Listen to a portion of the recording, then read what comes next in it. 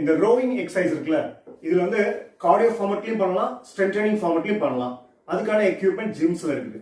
இந்த roving exercise செய்யறதுக்காகவே பிரத்யேகமா நம்ம core strength improve பண்றதுக்கான ட்ரைனிங், அப்புறம் நம்ம இந்த பேக் டை ஃபிளெக்சிபிலிட்டி, இந்த காஃப் மசில் ஃபிளெக்சிபிலிட்டி இதெல்லாம் வந்து இம்ப்ரூவ் ஆகிறதுக்காக அந்த பிரத்யேகமான ட்ரைனிங் நம்ம இன்க்ளூட் பண்ணிட்டோம் அப்படின்னா இந்த ரோவிங் எக்ஸசைஸ் மூலமா நம்மளுக்கு பெனிஃபிட்ஸ் வந்து லிமிட்லெஸ்ஸா இருக்குது.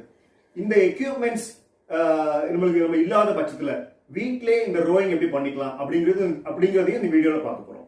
இந்த கார்டியோ எக்யூப்மெண்ட்ல பண்ற 250 மீட்டர்ஸ் ரோயிங் பார்க்கறதா ஒரு ஷார்ட் டிஸ்டன்ஸ் மாதிரி இருக்கும். 1 மினிட்லயே இல்லை 50 செகண்ட்ஸ்லயே அந்த ஆக்டிவிட்டி முடிஞ்சிடும்.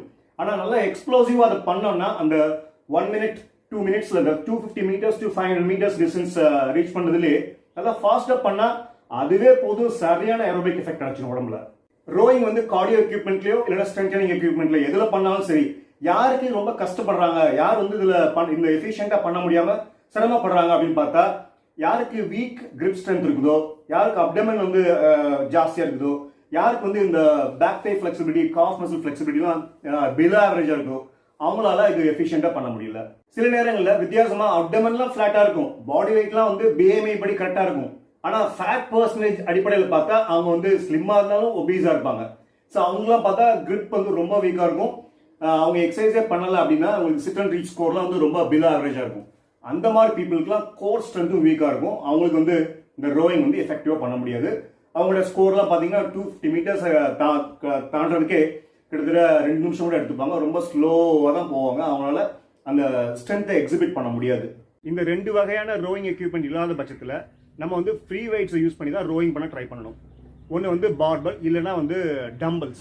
ஸோ டம்பிள்ஸ் வந்து ஹெவி வெயிட்ஸ் வச்சு பண்ணும்போது நம்ம ரொம்ப நேரம் அதை சஸ்டெயின் பண்ண முடியாது. ஒரு 10 ரெப்பிட்டிஷன்ஸ் 8 ரெப்பிட்டிஷன்ஸ் தான் பண்ண முடியும். ஆனால் லைட் வெயிட் டம்பிள்ஸ் வச்சு ஒரு 45 செகண்ட்ஸ் 1 மினிட் நம்ம ரோ பண்ண ட்ரை பண்ணலாம். இப்போ நான் அதான் ட்ரை பண்ண போகிறேன் using 5 kilo dumbbells.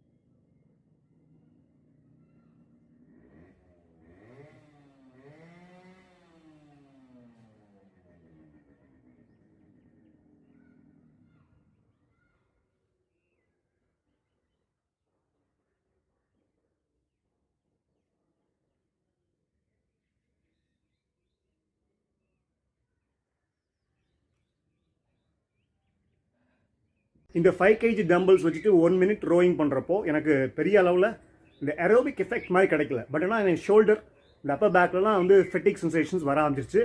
At the எண்டில் பார்த்தீங்கன்னா ரொம்பவே இந்த டயர்ட்னஸ் என்னால் ஃபீல் பண்ண முடிஞ்சுது. ஃப்ரீ வெயிட்ஸில் பண்ணுற இந்த ரோயிங்கை வந்து நம்ம வந்து அண்டர் எஸ்டிமேட் பண்ண முடியாது. ஏன்னா இந்த பாஸ்டர், நம்ம தை மசில்ஸ், நம்ம பட்டக் மசில்ஸ், அப்புறம் வந்து கோர், இதெல்லாம் வந்து ஸ்ட்ராங்காக கண்டினியூஸாக வேலை செஞ்சுட்டே இருக்குது.